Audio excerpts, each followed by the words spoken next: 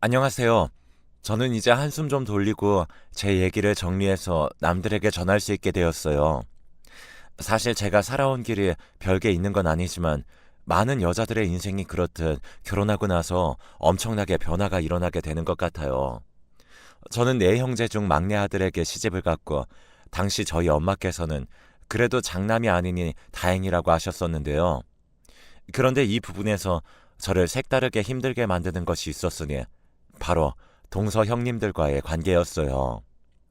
제 위로는 주르륵 아주버님들이 계시고 동서 형님들까지 첫째, 둘째, 셋째 이렇게 있는 거예요.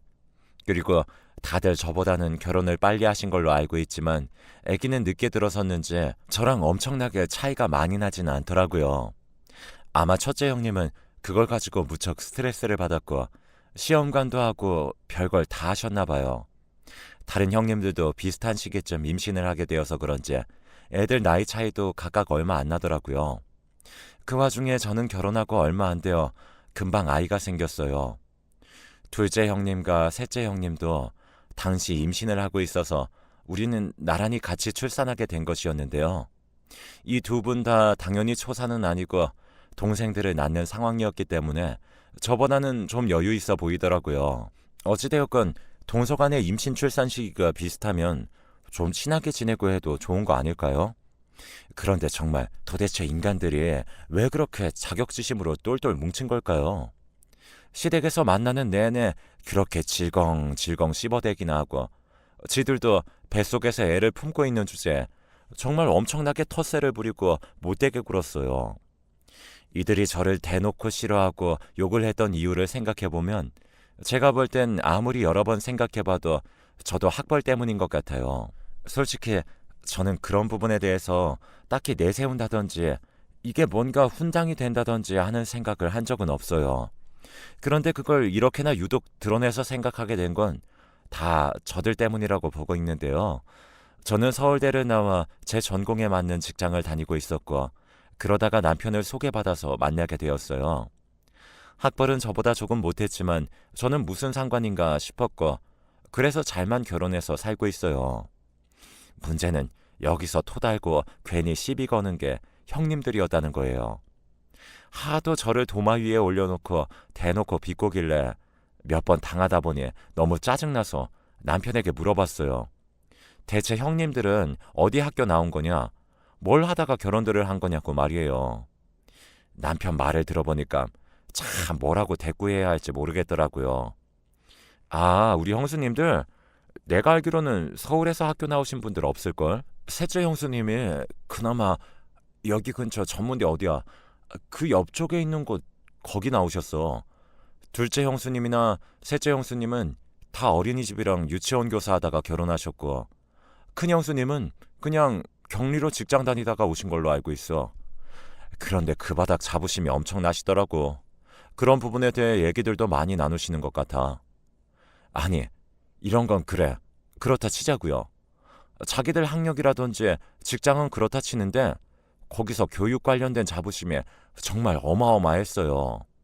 그럼 그냥 자기들끼리 그런 자부심 세우면서 잘들 키우고 살면 되는 거 아닌가요? 그리고 자기들이 저랑 아기 낳아서 키우는 텀이 뭐 얼마나 크다고요. 게다가 본인들이 교육에 대해 관심이 많으면 많은 거지 왜 제 학교를 생뚱맞게 들먹이며 앞에서 욕을 하는지 모르겠어요. 특히 첫째 형님은 말을 보통 얄밉게 쏘아붙이는 게 아니더군요. 내 친구도 서울대 나왔는데 걔네지 처음에 엄청 경사났다고 현수막 걸고 아주 별 쇼를 다 하더라고. 한마디로 개천에서 용난 거지. 그런데 그냥 그렇게 좋은 데 갔으면 감사하고 조용히 살았어야 했는데 글쎄 걔 나중에 어떻게 됐는지 알아? 걔 나이트 가서 남자 잘못 만나서 임신했잖아. 그래놓고 지금 매일 울면서 전화 와서 남편이 바람 피우고 다니고 집에 오면 맨날 때린대. 아이고 세상에 그 꼴이 다 뭐냐? 백날 서울대 나와봤자 뭐해. 여자는 시집 가면 끝이야. 이런 이야기를 왜 제 앞에서 하는 거냐고요. 이야기의 시작과 끝이 맨날 제 모교인 거예요. 그러면 이 망할 놈의 둘째 형님과 셋째 형님은 지들은 전문대 나왔으면서 뭐 얼마나 그렇게 주변에 서울대 지인들이 많다고 자기들도 한마디씩 거드는 게 아니겠어요? 뭐 누가 서울대 들어가서 공부만 하다가 대단해졌는데 남자 잘못 만나서 그 학벌 다 날리고 집에서 애만 키우고 산다 등 레퍼토리가 어째 다 비슷한 거예요. 지들이 대체 뭘 안다고 저런 소리를 하는 건지 진짜 답답하더라고요. 형님들은 시댁에서 만날 때마다 조금씩 더 자란 아이들끼리의 만남을 보며 매일 그렇게 제 아이 트집만 잡았어요. 곧 죽어도 자기네들은 잘났다고 하고 우리 딸에 대해선 뭐가 그렇게 불편하게 보이는 건지 맨날 말 같지도 않은 소리들을 해대더군요. 어머, 동서, 소연이 박사시킬 거야? 무슨 맨날 그렇게 가방에다가 책 같은 거 들고 다니면 키는 언제 키우려고? 대단하다. 아, 우리 소연이 엄마가 너 박사시킨대 박사. 진짜 멋지다. 그치? 이건 솔직히 생전 모르는 남이 들어도 무조건 칭찬은 절대 아닌 어딘가 비꼬는 소리가 한 70%는 들어간 소리라는 게 느껴지지 않나요? 그런데 자기들은 벌써 4살배기 애를 두고 학습지를 시키고 있네, 영어 유치원 시험 칠 준비를 하고 있네 하면서 온갖 호들갑을 다 떨더라고요. 있잖아, 소연이는 그렇게 책만 익힐 거야. 책만 읽히다가 바보 된다, 자기. 자기가 책 들이파서 좋은 학교 가긴 했지만 이젠 그런 시대 아니거든. 골고루 다 익히게 하고 특히 국영수는 선행으로 일찍 들어가서 빨리 잡아줘야 해. 물론 자기도 대단하지. 근데 이제 우리 애 때는 그런 걸로만은 되는 건 아니니까 교육 설명회저 좀 다니고 선생님들이랑 상담 좀 해봐. 이런 말들을 막 하면서 우리 딸과 저를 불쌍하다는 듯 쳐다보는데 정말 미친 듯이 속이 뒤집어지더라고요. 여기서 좀 정리하고 가자면 둘째 형님네는 2살 터울 형제를 낳았는데 그중 막내 남자애가 저희 애랑 동갑, 그리고 셋째 형님은 연년생 남매를 낳았는데 그중 막내 여자애가 저희 애랑 동갑이에요. 첫째 형님은 우리 애랑 3살 차이인 외동딸 하나만 있고요. 아무튼 크게 봤을 때 둘째, 셋째, 넷째 손주 손녀들이 죄다 같은 해에 태어났고 얘네들이 다 같이 수능을 본다는 거예요. 진짜 이렇게 몰리기도 쉽지 않은데 잘하면 잘할수록 초등학교 어디에 보내니 교육을 어찌하니 하면서 자꾸 비교들을 해대더라고요. 그러니 명절에 마주치는 것도 스트레스고 가끔 전화해서는 자기의 선행학습 시켜서 그런지 학교에서 100점 맞아온다는 자랑만 하고 있었어요. 그러면서 저는 평범한 딸내미의 점수를 말하면 꼭 말끝마다 서울대 나온 엄마가 있는데도 별반 다를 게 없다는 식으로 비꼬는 거예요. 위로한답시고 동서 괜찮다며 힘내라고 말이에요. 그런데 제가 교육하는 부분에 있어서 관심이 없는 게 아니고 나름의 교육관이 있었어요. 원래 이건 모든 엄마들에게 다 있는 거잖아요. 내 자식은 이렇게 저렇게 하면서 키워야겠다는 기준이 있는 거고요. 그리고 애 성향도 봐가면서 해야지. 공부 기질이 없는 자식을 무조건 학원으로 오라가라 하면서 학대하듯 공부시킬 수도 없는 거예요. 물론 저도 어느 정도까지는 엄마가 도와줘야 하고 사회에서 활동할 수 있는 수준으로 함께 지켜봐야 한다는 것도 저는 맞다고 생각해요. 그런데 저는 분명히 그렇게 해왔거든요. 잘 다니던 직장도 그만두고 육아휴직 후 다시 나가려다가도 결국 애한테 올인해야겠다는 생각에 5년을 쉬었어요. 남들 다 보낸다는 어린이집도 애 스트레스 받고 밤마다 우는 걸 보고 저는 큰맘 먹고 안 보냈어요.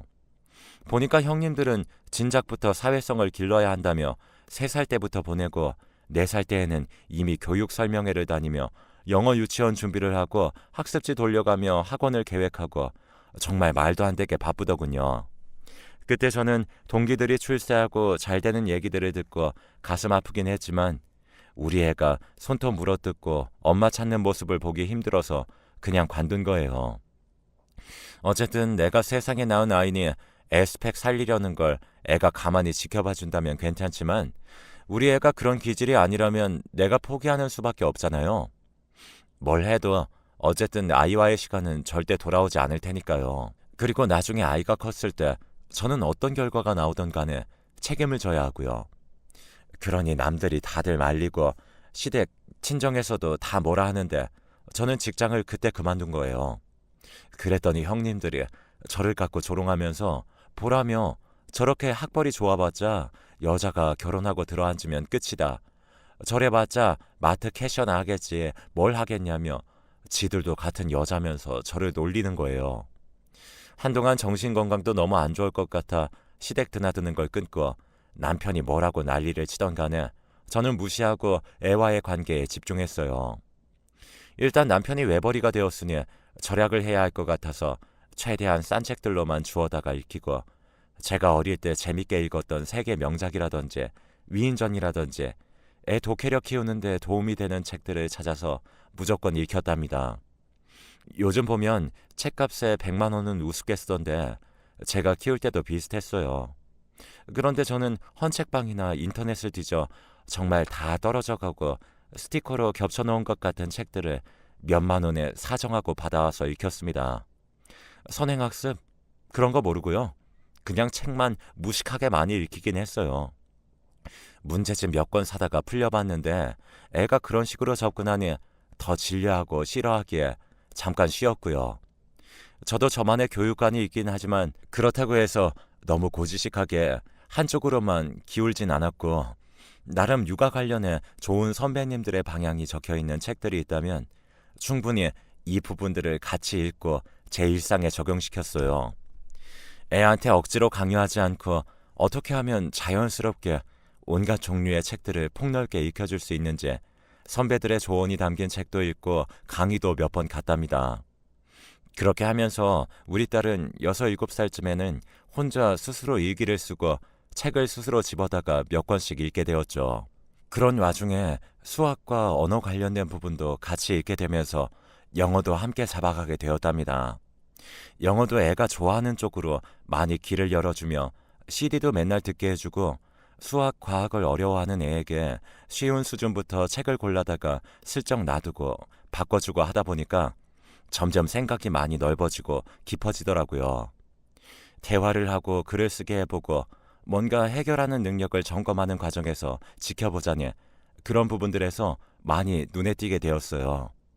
따로 영어 유치원에 보내지 않았음에도 영어 동화책을 초등 수준으로 훌훌 읽게 되었고 초등학교 가서는 그보다 더 상위 레벨이라도 아무렇지 않게 읽고 그림 없는 책들도 쉽게 이해하면서 빨리 다른 걸 사달라고 하더군요.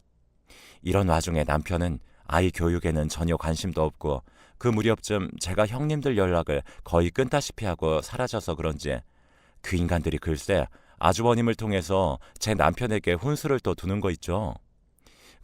재수씨 너무 애를 방관하고 키우는 거 아니냐며 2000년대를 살아가는데 너무 80년대식으로 키우는 것 같다고 엄연히 우리 집 애고 조카인데 걔 나중에 수능 망치고 잘못되면 어쩌냐고들 하셨나 봐요.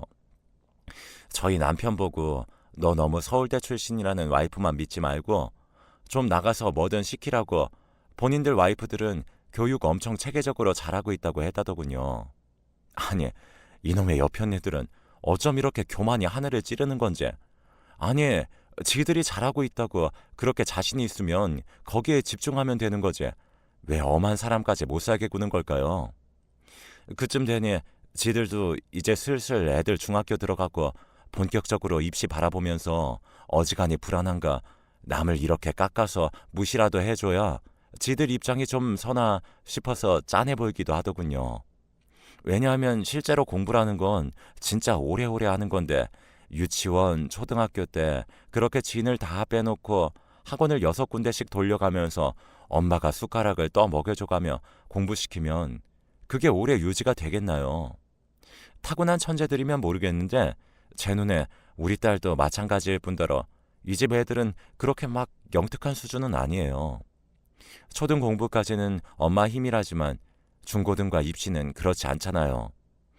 그때부터 애들이 우수수 떨어져 나가기 시작하는데 그건 그렇게 돈을 발라가면서 애들 100점 시험지를 온 벽에 도배하던 인간들이 이제 슬슬 정서적으로 무너지는 것 같더군요. 남편을 통해서 자세히 물어보니 우리 딸 소연이와 둘째 셋째 형님네들 그러니까 남자아이인 현서와 여자아이인 다영이는 점점 반에서 등수가 밀려나고 있었나 봐요. 초등학교 졸업 때까지만 해도 현서며 다영이며 각 반에서 1등이었는데요. 얘네들이 각자 중학교에 가더니 5등, 9등 이런 식으로 쭉쭉 떨어지기 시작한 거예요. 그때 충격을 어마하게 받았는지 둘째 형님과 셋째 형님은 그렇게 매일 몰려다녀 놓고 이후로 각자 조급해졌는지 학원을 더 찾고 과외를 붙이느라 아주 경쟁을 하고 앉았더라고요. 저희 애는 초등학교 때 성적은 그냥 그렇게 튀지 않고 상위권이었는데 중학교 가서 차차 올라오기 시작했어요. 그리고 쭉 상위권을 유지하고 있었는데 애가 3학년쯤 돼서 갑자기 이상한 소리를 하더라고요. 이때는 저도 충격받아서 내가 뭘 잘못한 건가 싶었고 애한테 티는 못 냈지만 한 달가량 생각이 무척 많아졌어요. 다름이 아니라 갑자기 학교를 자퇴하고 싶다는 거예요.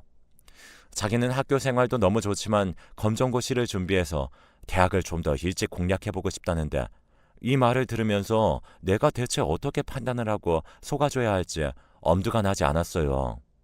하지만 그때 딸아이는 계속 말하더라고요. 엄마가 특별히 해줘야 할 건 없다며 자기가 도전을 해보고 싶다고 말이에요.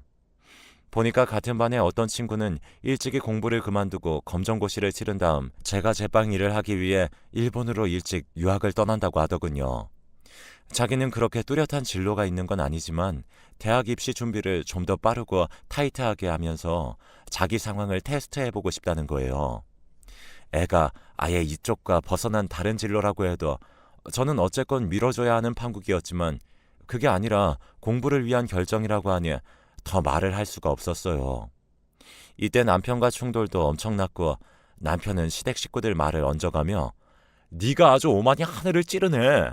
서울대 나왔으면 이렇게 자식을 망쳐도 되냐? 는 막말을 하더군요.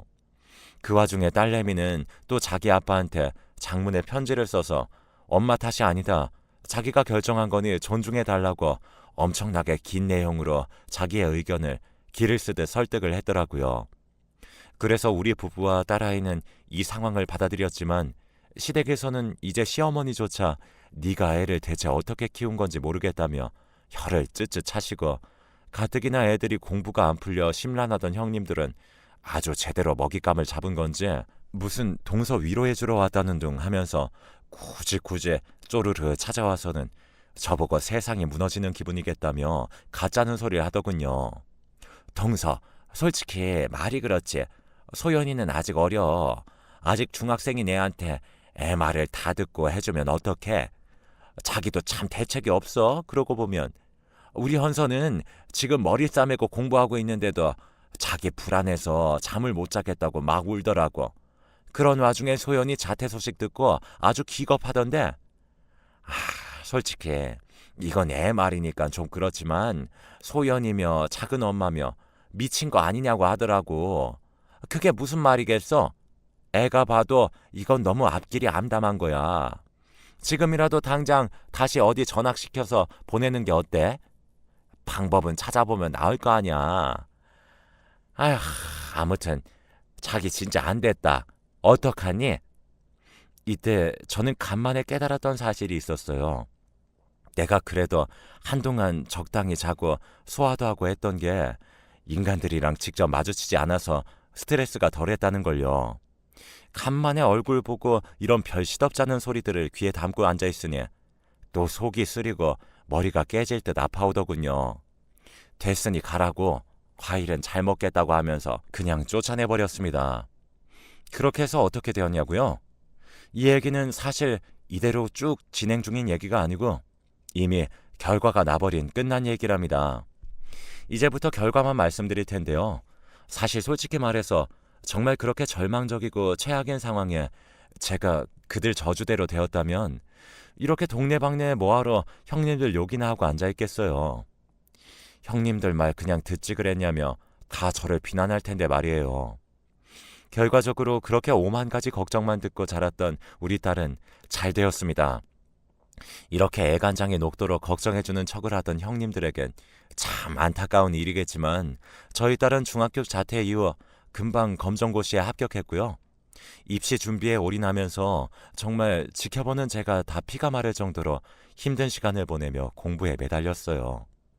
그리고 수능을 3번 치렀는데 솔직히 고등학교를 다니면서 준비했어도 되지 않았겠나 싶지만 우리 딸에게는 이 방법이 맞았던 것 같아요. 첫 해 치른 수능에서는 점수가 잘 안 나왔고 두 번째에 치른 수능에서는 나쁘지 않은 점수가 나와서 한 군데 붙었어요. 서울에 있는 4년제 대학에 붙었는데 그쯤 가도 되지 않을까 싶었죠. 저도 괜찮게 보고 있던 학교이기 때문에 이쪽으로 가도 되겠다고 말을 했었거든요. 그런데 딸의 생각은 다르더라고요.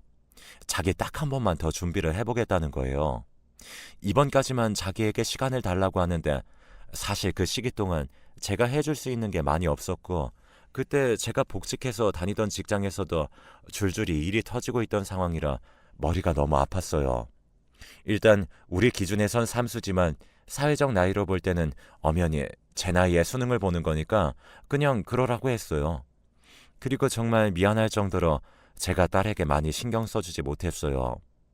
직장에서 터지는 일들을 수습하느라 바빴고 남편도 이때 지병이 갑자기 발견되어 병간호를 하다 보니 딸이 혼자서 도시락을 싸서 독서실을 가던 날들이 대부분이었거든요. 와중에 둘째, 셋째 형님네 현서와 다영이도 이제 자기들이 고3이 되어 그런지 정말 피눈물 삼켜가며 공부하는 것 같았는데 간간히 시어머니를 통해 얘기를 들어보니 얘네들도 공부 호흡이 너무 길어져서 많이 지쳤는지 성적도 떨어지고 스트레스도 있는 대로 받아서 꽤 고생을 한다더군요. 아무튼 그렇게 해서 얘네들은 수능을 나란히, 그것도 제 아이는 세 번째로 치르게 되었어요. 그렇게 해서 저희 딸은 명문대에 합격했고 다른 조카들은 각자 본인이 원하지 않은 전문대학에 합격한 것으로 결론이 났습니다. 이때의 합격 소식을 듣고 우리 가족은 숨을 제대로 쉴 수가 없었어요. 사실 제 목표라기보단 딸의 목표가 되었기 때문에 제가 그 과정에서 많이 함께 해주고 도움을 주지 못했지만 그래도 대한민국 고3을 둔 엄마의 마음은 매일매일 살얼음판을 걷는 기분이잖아요. 저는 그걸 어영부영 3년을 한 셈이었고요. 이때 이 소식을 남편을 통해 시댁에 알리게 되었고 시어머니는 엄청나게 좋아하며 환호성을 지르시더라고요.